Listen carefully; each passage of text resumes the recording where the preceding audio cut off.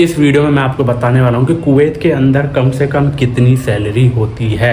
अगर आप कुवैत जा रहे हो तो उसमें कम से कम कितनी सैलरी होती है। एक होता नहीं कि वैसे इंडिया में है भाई, इंडिया में 7-8 हज़ार में भी लोग काम कर रहे हैं, 5-6 हज़ार में भी लोग काम कर रहे हैं। डिपेंड करता है कि भाई किसी दुकान पे लोग काम कर रहे हैं 6-7 हज़ार में, 7-8-9 हज़ार में, 10 हज़ार में। तो जैसे बाहर सिस्टम है ना, कुवैत में, दुबई में, जो भी बाहर की कंट्री है, इनमें सिस्टम होता है कि भाई कम से कम सैलरी इतनी है।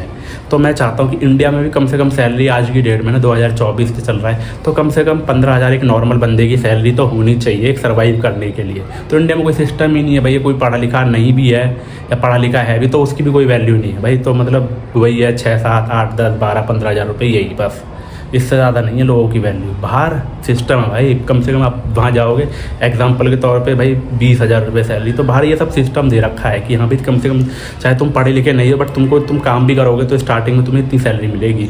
तो मैं अब बताऊँगा कि आने वाली वीडियो में इसी में कि कैसे कुवैत में कम से कम सैलरी कितनी होती है और कौन से वो काम होते हैं जिसमें वो सैलरी होती है। तो देखो गैस, सबसे पहले तो मैं यही बोलूँगा कि देखो अगर आप पढ़ाई करो तो गैस प्लीज़ पढ़ाई पे ध्यान दो, क्योंकि पढ़ाई बहुत ज़रूरी होती है। पढ़ाई आपके आगे काम आती है।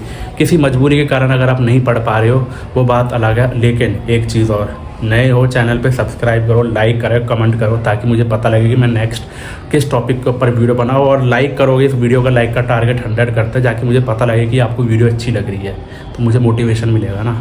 तो देखो अब मैं आपको बताऊँगा कि वो कौन से ऐसे काम होते हैं। तो देखो गैस, काम तो कुवैत में जो कम से कम सैलरी होती है ना, कुवैत में कम से कम सैलरी होती है 100 KD, यानी 100 KD।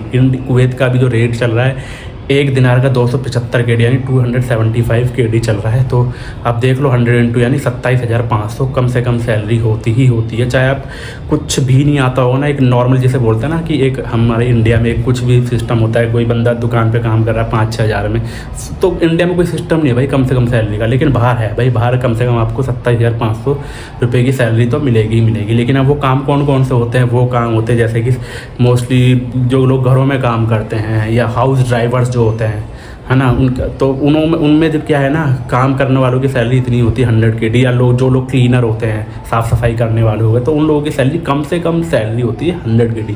ये नहीं है कि भाई ज़िंदगी में 100 KD रहेगी, नहीं, उसमें वो बढ़ जाती है धीरे धीरे, जैसे आपके पास एक्सपीरियंस होता चला जाता है।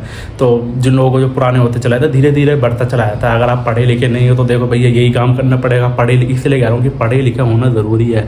पढ़े लिखे होने का फ़ायदा ये है कि फिर आप तेज़ हो गए, या तो फिर आप पढ़े लिखे नहीं हो तो ठीक है, थोड़ा सा इतना तेज़ हो, या तो कम्युनिकेशन स्किल इतनी अच्छी हो कि धीरे धीरे आप उसी लाइन में आगे ग्रो कर लो। भाई कुछ नहीं पता ना ज़िंदगी के आगे, आप आज किसी के घर में काम कर रहे हो, किसी रेस्टोरेंट में काम कर रहे हो, फिर आगे पता लगा किसी और अच्छे ब्रांड में काम कर रहे हो। आज के लिए तो वही टेक केयर, जय हिंद।